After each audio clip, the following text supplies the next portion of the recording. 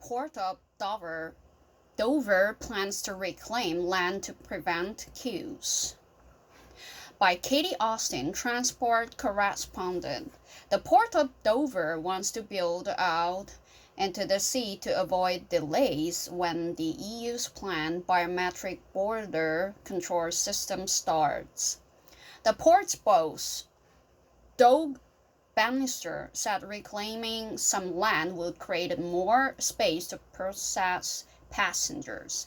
He has previously warned the new system could cause long queues. The new controls, known as the entry-exit scheme, were first slated for introduction in May 2023, but are now expected to start in autumn 2024. After their introduction, people entering the EU will have to register their fingerprints and a photograph alongside their passport. Over the past few years, the Port of Dover has seen repeated incidents of queuing at its busiest times, with post-Brexit checks adding to waiting times.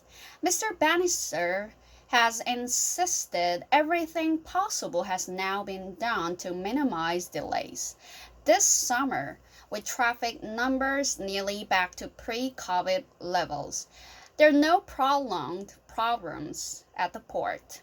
However, Mr. Bannister has previously warned that under the entry-exit scheme, EES, the time taken for non-EU citizens to comply with the new requirements could create bottlenecks.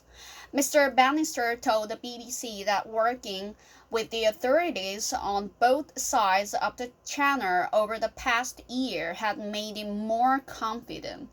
An app may be developed to handle part of the registration process before people arrive at the port, he suggested. However, he said the port needed a solution to prevent unacceptable queues materializing at the border. Mr. Bannister told the BBC that plans already existed to reclaim land in the port's western docks for cargo use. Now he's looking to speed up the project so now new area can be used to hold passengers when EES starts.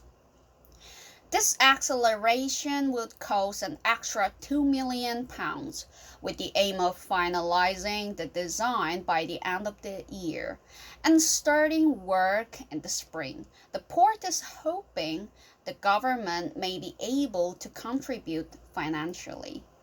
The Dover boss said decisions needed to be made immediately.